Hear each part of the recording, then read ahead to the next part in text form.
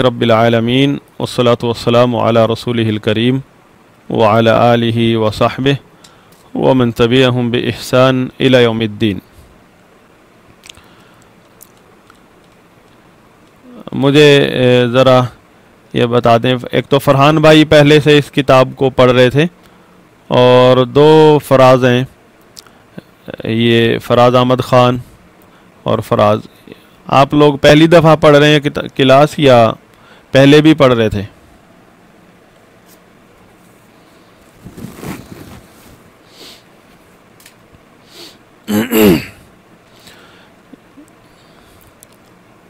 इस क्लास में, इस किताब में आपने टाइटल पढ़ा ही होगा कि अरबी तहरीर, तर्जमा और तहरीर सिखाने की एक फ़नी किताब है, ये टेक्निकल की बुक है ये।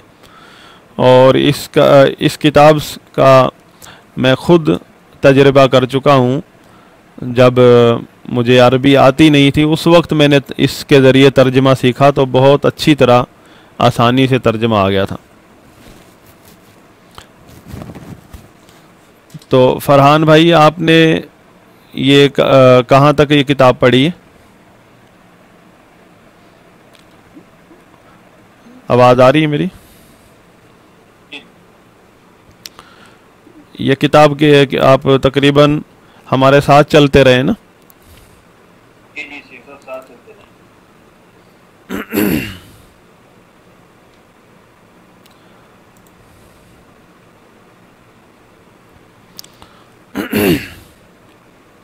लास्ट यूट्यूब पे आपकी क्लास जी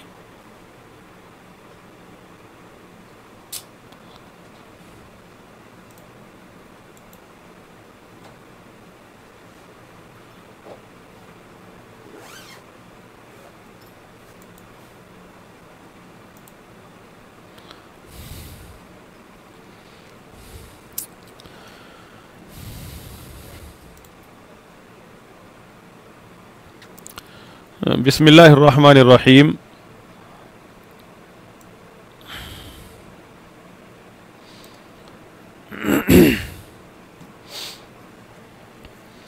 पहली बात तो जो हजरात आज पहली दफ़ा आए हैं उन्हें थोड़ा सा काम देता हूँ।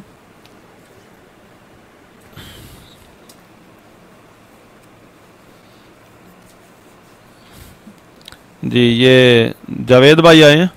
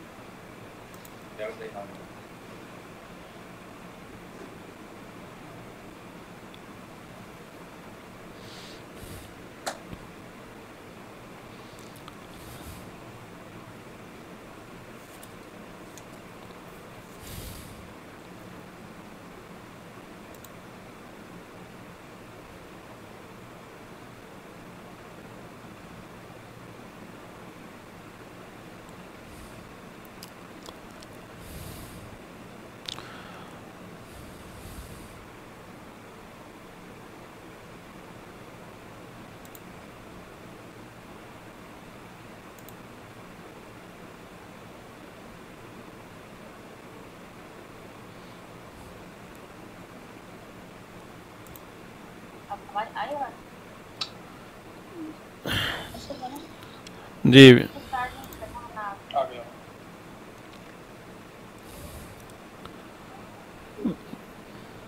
बिस्मिल्लाहिर्रहमानिर्रहीम। मैंने बंद किया ना वीडियो। ये वो किसको देख रहा है?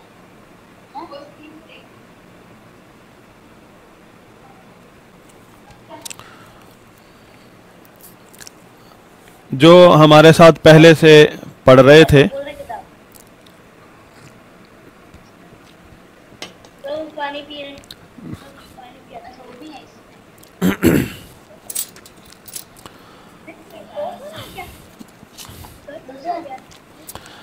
अच्छा, अपने माइक बंद कर लें, अपना अपना माइक जो है म्यूट कर लें ताकि फिर जिसने बोलना हो वो अपना माइक खोल के बोल सकता है।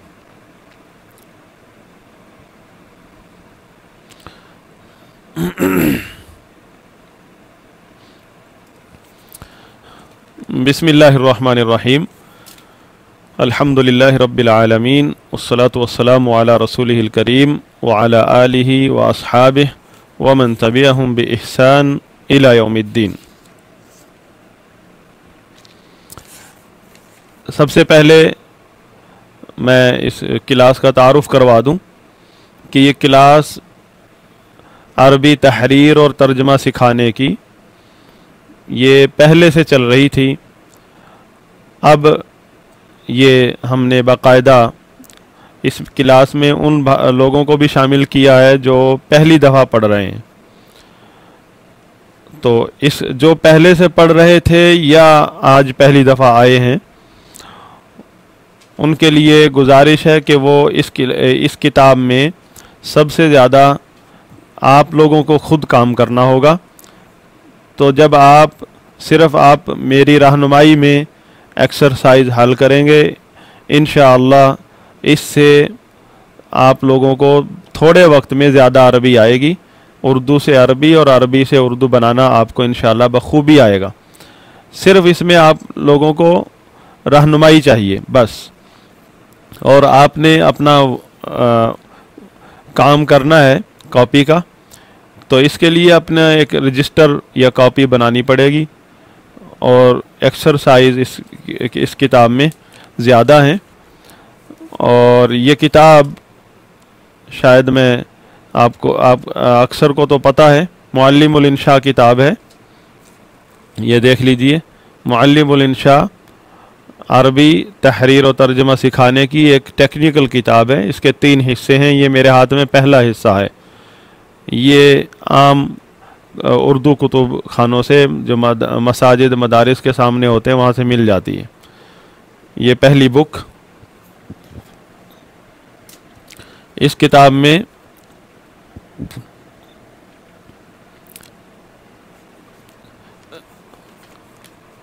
तमाम हजरात जो पहले से पढ़ रहे हैं वो एक रजिस्टर बनाएं, जो आज शामिल हुए वो भी, और अमली काम शुरू होगा। फराज भाई पहले से काफ़ी हद तक पढ़ चुके हैं और हमारे और दूसरे भाई भी हैं, क्या नाम, जावेद भाई भी हैं, और अच्छी तरह काफ़ी प्रैक्टिस हो चुकी है। तो इसमें आपका ज़्यादा फ़ायदा है कि आप इसको तहरीर में ले आएंगे। तो पहला सबक है मुफरद का। इसमें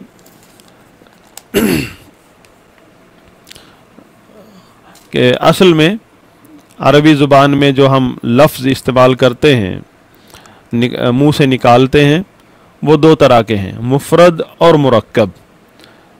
तो मुफरद यानी वो अल्फाज जो अभी जुमले में इस्तेमाल नहीं हुए।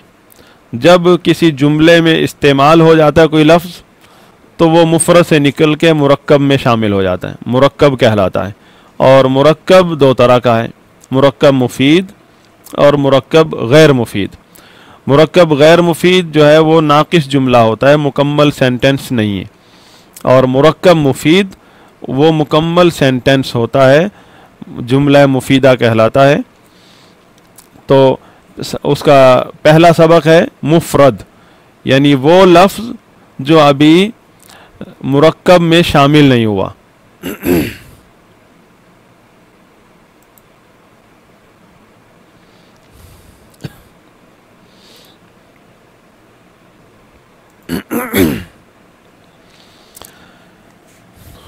तो ये कहते हैं कलिमा और उसकी किस्में।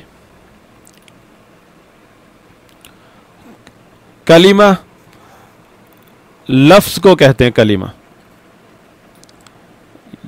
और उसकी अक़साम अरबी के अंदर, ये किताब के अंदर सबसे पहला सबक जो है इसमें थोड़ी सी ब्रीफिंग है। ये आप ख़ुद भी पढ़ेंगे तो आपको ये समझ आएगी। तो मैं सिर्फ पढ़ के आपको समझा रहा हूँ आसान अल्फाज में। वो मुसन्निफ़ कहते हैं कि जिस लफ्ज़ से कोई माना समझ में आता हो, नहव की इस्तिलाह में उसे कलिमा कहा जाता है। जिस लफ्ज़ से कोई माना समझ में आता हो, इसका मतलब ये हुआ कि कुछ ऐसे अल्फाज भी हैं जो बेमाना हैं।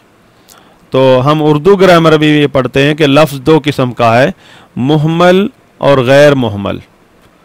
محمل جو ہے وہ یعنی بے معنی منہ میں سے نکل جاتا ہے، جیسے پانی شانی، روٹی شوٹی، روٹی کے ساتھ ہم کہتے ہیں چھوٹی، یہ بغیر مقصد کے بے معنی الفاظ منہ سے نکال دیتے ہیں ہم، تو یہ بے معنی ہے، یہ محمل کہلاتے ہیں۔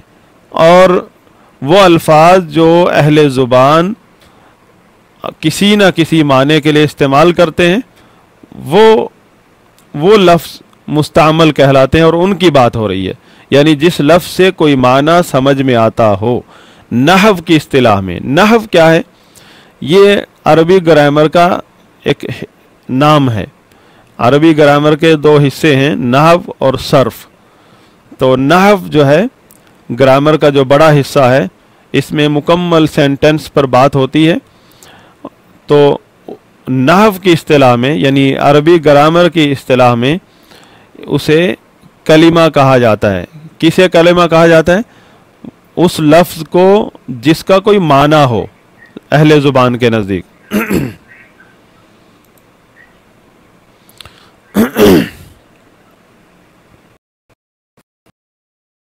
سمجھ آ رہی ہے آپ کو؟ آواز آ رہی ہے میری؟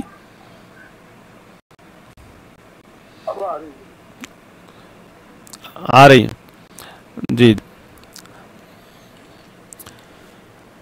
تو ایسے لفظ جن کا کوئی معنی ہوتا ہے اسے کلمہ کہتے ہیں، اور کلمہ کی 3 اقسام ہیں، 3 قسمیں ہیں، اسم، فعل، حرف۔ اسم، فعل، حرف۔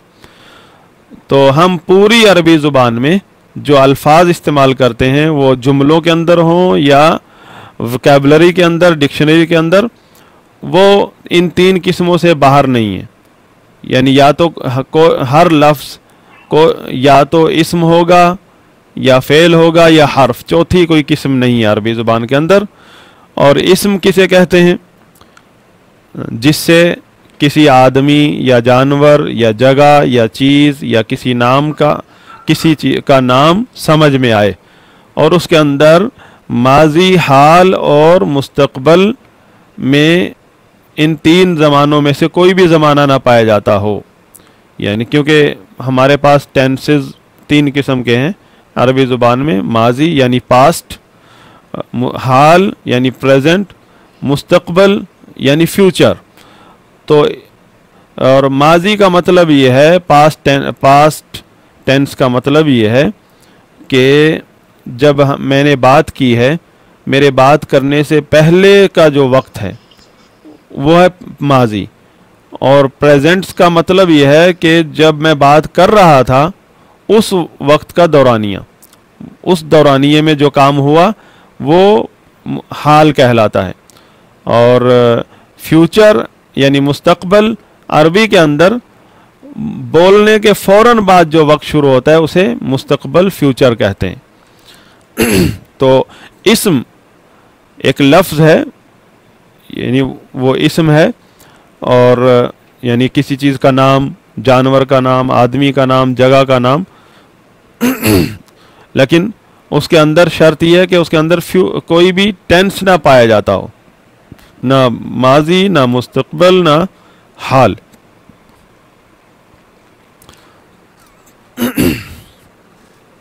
اس کی مثال جیسے خالد، زید، کسی کا نام ہے، عمر یہ نام ہے، تو آپ دیکھیں، یا شہر کا نام کراچی، لاہور، درخت، کسی درخت کو ہم یا کہتے ہیں دوڑنا، چڑھنا، پڑھنا، سونا، یہ نام ہے مختلف چیزوں کے، لیکن ان میں کوئی ٹینس نہیں پایا جاتا، اور جو ہی یہ لفظ ہم بولتے ہیں فوراً ذہن میں اس کا معنی ذہن میں آ جاتا ہے۔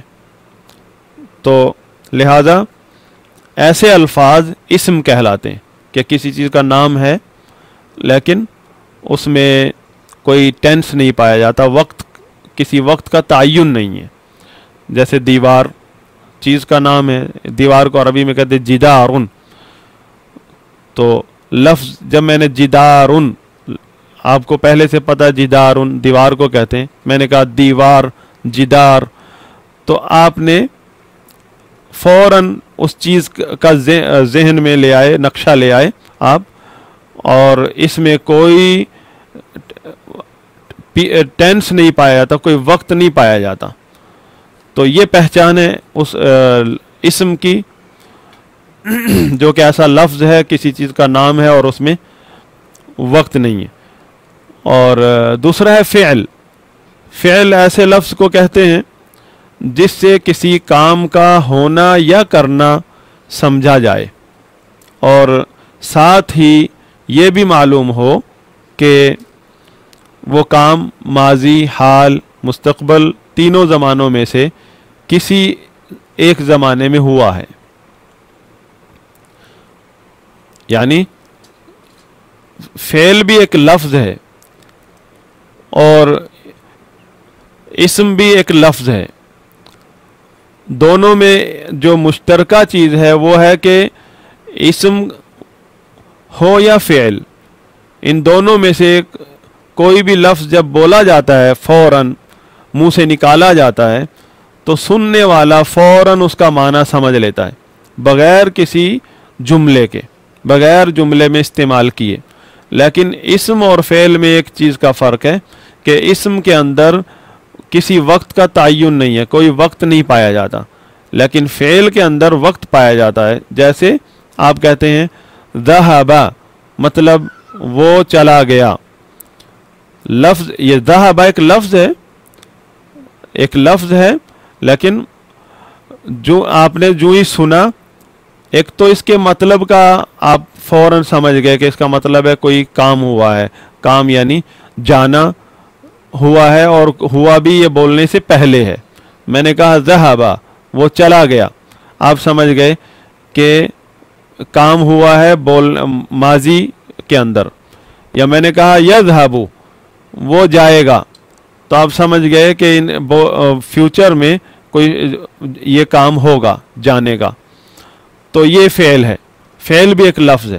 اور اس کے بعد باری آتی ہے حرف کی. عربی زبان کے اندر تیسرا لفظ ہے وہ حرف کہلاتا ہے. حرف ایسا لفظ ہے، ایسا کلمہ ہے جو اپنے پورے معنی کے بتانے میں دوسرے کلمہ یعنی لفظ کا محتاج ہوتا ہے. مطلب جس طرح اسم اور فعل الفاظ اکیلے بولنے سے ہی آدمی سمجھ آتا ہے، جدار سمجھ آ گیا دیوار ہے، وہ چلا، ذہب سمجھ آ گیا کہ کسی کے جانے کی بات ہوئی ہے. لیکن حرف ایسا لفظ ہے یہ سمجھ نہیں آتا. حرف کی مثال ہے جیسے قرآن میں کئی جگہ استعمال، اعلیٰ، من، فی. ان کے معنی تو ہم سمجھتے ہیں کہ من کا مطلب ہے سے، فی کا مطلب ہے میں، بیچ، اعلیٰ کا مطلب ہے اوپر. لیکن یہ معنی سمجھنے کے لیے کوئی دوسرا لفظ ساتھ ہونا چاہیے، پھر جا کر یہ سمجھ آتا ہے. تو یہ حرف کے اندر فرق ہے کہ حرف کے اندر نہ تو کوئی زمانہ پایا جاتا ہے اور نہ یہ اپنا معنی خود بتا سکتا ہے، دوسرے کا محتاج ہے. اسم اور فعل سے یہ الگ ہے. جیسے من، تو جب تک آپ یہ نہیں کہیں گے من المسجدی، مسجد سے، الی البیتی، الی لفظ الی یہ دوسرا لفظ حرف ہے، تو پھر جا کے آپ کو سمجھ آئے گا من المسجد الی البیتی، مسجد سے لے کر گھر تک. اب جا کے یہ الفاظ سمجھ آ رہے ہیں من اور الی. من اور الی کی میں نے مثال دی ہے کہ من بھی حرف ہے، الی بھی حرف ہے. جب تک یہ جملے میں استعمال نہیں ہوگا یا کہ دوسرے لفظ کے ساتھ نہیں ملے گا، اس کا اپنا معنی نہیں بتا سکتا. لیکن اسم اور فعل اپنا معنی اکیلا ہی بتا دیتا ہے. اکیلا لفظ منہ سے نکالیں سننے والا سمجھ جاتا ہے اس کا مطلب کیا ہے. اب یہ تو ایک بنیادی بات تھی جو ہر گرامر میں آپ پڑھتے ہیں، اردو گرامر میں پڑھتے ہیں، اردو عربی گرامر میں پڑھتے ہیں.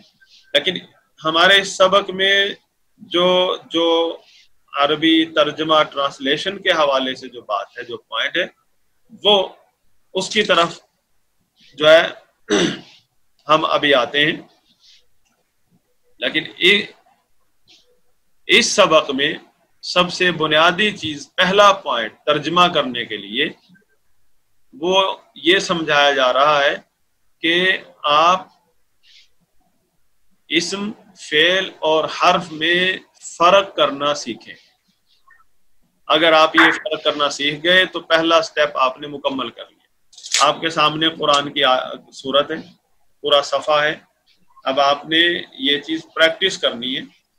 تو اس میں وہ تھوڑی سی علامات بھی بتائی جاتی ہیں کہ آپ جنہیں دیکھ کر فیصلہ دے سکتے ہیں کہ یہ لفظ اسم ہے، یہ لفظ فعل ہے۔ مثال کے طور پر یہاں موجود ہے اس سبق میں نوٹ کے نام سے، نوٹ، الف لام تنوین، تنوین 2 زبر والی، 2 زیر والی، 2 پیش والی، آگے لکھا ہوا اضافہ، اضافت، اور جر کا مطلب زیر لگی ہوتی ہے، یہ اسم کی علامات ہیں۔ یعنی کوئی بھی لفظ آپ دیکھیں قرآن میں، حدیث میں، عربی کی کتاب میں، اس کے لفظ کے ساتھ الف لام لگا ہوا ہے، جیسے الکتاب، کتابن تھا یہ، اس کے ساتھ الف لام لگ گیا، الکتاب۔ الف لام کو دیکھتے ہی ہم پہچان گئے کہ یہ لفظ اسم ہے۔ اسی طرح کسی لفظ کے آخر میں تنوین ہے، زبر والی، 2 زبر والی یا 2 زیر والی یا 2 پیش والی، فوراً سمجھ جائیں کہ یہ اسم ہے، یہ نہ تو فعل ہو سکتا ہے اور نہ یہ حرف ہو سکتا ہے۔ اس کے بعد دوسری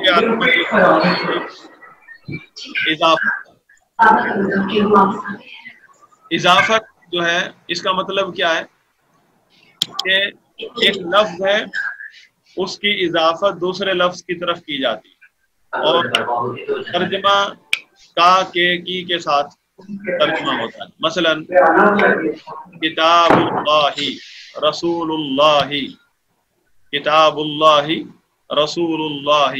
اب دیکھیں 2 لفظ ہے، کتاب اور اس کے بعد ہے لفظ الجلالہ اللہ، 2 لفظ کی اضافت کی گئی ہے، مطلب اس کا بنا اللہ کی کتاب، رسول اللہ، اللہ کا رسول۔ جب اس طرح کا ترجمہ آ رہا ہو تو یہ اسے کہتے ہیں اضافت۔ یہ مرکب اضافی ہے، آپ میں اکثر سمجھتے بھی ہیں، اور جو نہیں جانتے وہ بعد میں سمجھ لیں گے انشاءاللہ۔ تو اس طرح کے جب جوڑا آ جائے 2 لفظوں کا تو یہ دونوں لفظ ہی اسم ہوتے ہیں۔ سمجھ آ گئی میری بات؟ جب آپ دیکھیں کتاب اللہ، اس کا ترجمہ ہے اللہ کی کتاب، رسول اللہ، اللہ کا رسول، عبد اللہ، اللہ کا بندہ۔ یہ جب اس طرح کا ترجمہ آ رہا ہو کا کے ساتھ، تو یہ دونوں لفظ، پہلے والا بھی دوسرے والا بھی، یہ اسم ہے۔ آپ اس میں تذبذب میں نہ رہیں کہ یہ فعل ہو سکتا ہے، یہ حرف ہو سکتا ہے، تو دونوں ہی لفظ اسم ہے۔ کیوں؟ علامت کیا ہے؟ اضافت۔ اضافت کی پہچان کیا ہے؟ کہ ترجمے میں کا کی کا استعمال ہو رہا ہے۔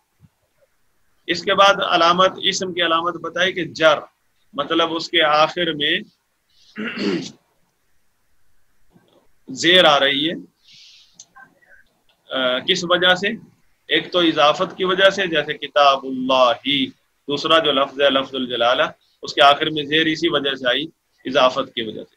ایک ہے کہ حرف جر داخل ہو جاتا ہے اس لفظ پر، جیسے من المسجدی، من المسجدی، الحمدللہ، للہ کے پہلے لام ہے، من المسجد، المسجد سے پہلے من کی وجہ سے المسجد کے نیچے زیر آئی ہے۔ زیر ہے، یہ جر جو ہے یہ علامت ہے اس لفظ کے اسم ہونے کی۔ تو یہ مختصر طور پہ اس کی علامت تھی۔ کسی بھی لفظ میں یہ علامات پائی جائیں تو وہ لفظ اسم ہوتا ہے۔ اب آئیے مختصر طور پہ فعل کی علامت، ہم کسی لفظ کو کیسے پہچانے کہ یہ فعل ہے؟ پہلی علامت یہ ہے کہ فعل کے اندر جس لفظ کے اندر بھی زمانہ پایا جائے گا تو وہ ضروری ہے کہ وہ فعل، یعنی ماضی یا مستقبل یا حال۔ اور اس کی علامات میں سے یہاں انہوں نے ذکر نہیں کی ہے. فعل کی علامت میں سے ایک موٹی علامت یہ ہے کہ اس سے پہلے قد، لفظ قد آتا ہے. جیسے قرآن میں نا قد سمع اللہ، قد سمع اللہ، قد آ گیا نا، قد کے فوراً بعد والا لفظ جو ہے وہ ہمیشہ فعل ہوتا ہے. یہ نوٹ کریں، قد کے فوراً بعد والا لفظ ہمیشہ فعل ہوتا ہے. اسی طرح سوفا، سوفا اور سین، سوفا، سوفا کے فوراً بعد والا لفظ بھی فعل ہوتا ہے. سیقول، سین کے ساتھ والا لفظ بھی فعل ہوتا ہے. اور حرف کی علامات جو ہے وہ یہ ہے کہ جو اسم اور فعل والی کوئی بھی علامت اس کے اندر نہیں ہے تو وہ حرف ہے. اب اس سبق کو، پہلا سبق ہے یہ الدرس الاول، اسے آپ اچھی طرح پڑھیں اور اس کے بعد آپ پریکٹس کریں. اور یہ ایکسرسائز ہے التمرین اول کہ مندرجہ ذیل جملوں میں اسم، فعل اور حرف کی تمیز کرو. تو یہ آپ کی 10 جملے ہیں. ہر جملے میں آپ نے اسم، فعل اور حرف کو الگ الگ کرنا، نشان لگانا ہے اپنی رجسٹر میں. بالکل آسان ہے آپ لوگوں کے لیے تمرین. اس کے باوجود بھی آپ نے لکھنا ہے، اپنے ہاتھ سے لکھنا ہے. آسان ہے پھر بھی لکھیں، مشکل ہے تو اس میں رہنمائی آپ کو انشاءاللہ دیں گے، ملے گی. آپ سوال کریں، پوچھیں. لیکن مشکل اور آسان، جب ہم نے یہ پہلے حدیث کے جو کلاس تھی اس میں درس میں چیز ذکر کی تھی کہ علم سے فائدہ اٹھانے والا شخص طالب علم وہی ہے صرف جو علم کی ہر بات کو عظیم سمجھتا اور بہت بڑی بھاری جو اور اگر ذہن میں یہ آ جائے کہ یہ تو آسان ہے، میں پہلے کئی دفعہ پڑھ چکا ہوں، تو اگرچہ آپ کے لیے آسان ہے، علم کا ادب یہ ہے کہ آپ اس سے ایک دفعہ گزریں، آپ اپنے آپ کو گزاریں. تو یہ پہلی ایکسرسائز ہے. صرف ایک جملہ ہم یہاں پریکٹس کرتے ہیں کہ الطیر یطیر فی الہواء. اب دیکھیں ہمیں ترجمہ کرنے کی ابھی ضرورت نہیں، ابھی صرف پہلا پوائنٹ آج کی کلاس کا جو پوائنٹ ہے کہ جو بھی جملہ آپ کے سامنے آ رہا ہے عربی عبارت کا، اس میں آپ نے صرف اسم، فعل اور حرف میں فرق کرنا ہے. اور اگر یہ فرق کرنا نہیں آ رہا تو مزید اس کی پریکٹس کریں. جب تک اس میں کامیاب نہیں ہوتے اگلا سٹیپ لینا وہ فائدہ نہیں دے گا.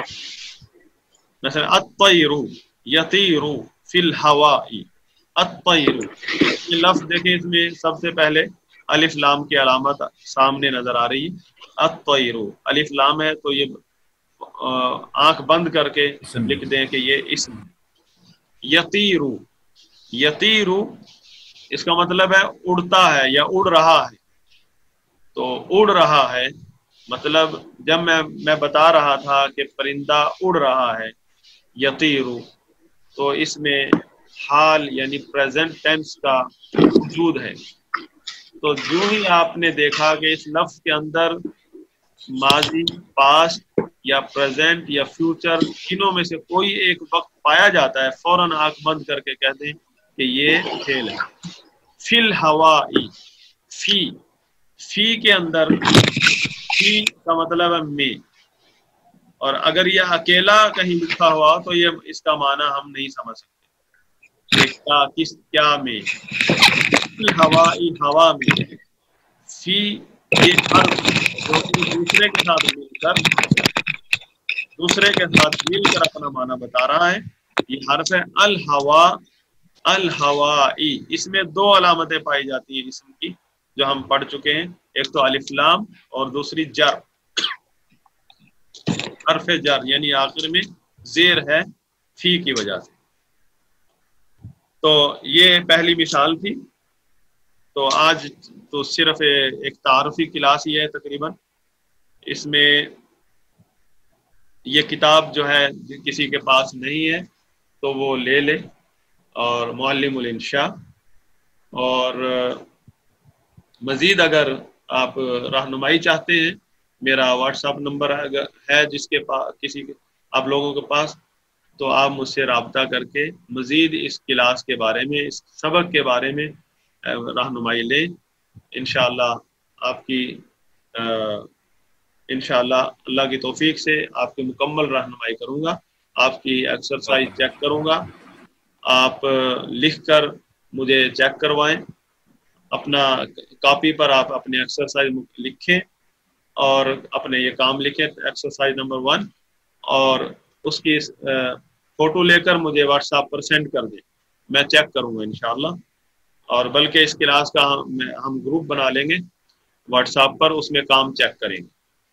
اور مجھے اندازہ ہے فراز بھائی، جاوید بھائی یہ ضرور بور بھی ہوں گے، کیونکہ یہ بہت پہلے سے پڑھ رہے ہیں اور یہ تمارین، یہ ایکسرسائز سبق ان کے لیے بہت آسان ہے. تو پھر بھی میں ان سے گزارش کروں گا کہ اب یہ لکھنے کا کام شروع ہو گیا، سمجھے آپ کا، آپ نے آگے 1-2 سبق کے بعد ایکسرسائز میں آپ کی خوب پریکٹس ہوگی انشاءاللہ، اور لکھ کر آپ پریکٹس کرنی. تو یہ انشاءاللہ مجھے مکمل یقین ہے کہ آپ لوگ اگر یہ اپنی پریکٹس میں مکمل کر لیں، یہ 3 والیوم تو بہت بڑی بات ہے، اگر 1 والیوم میں آپ یہ مکمل کر لیں تو آپ کو الحمدللہ کافی اچھا ترجمہ کرنا آ جائے گا عربی عبارت کا، بالکل جس طرح کتابی ترجمہ ہوتا ہے، اور اردو سے عربی اور عربی سے اردو. تو آج کی کلاس یہاں پر ختم ہوئی.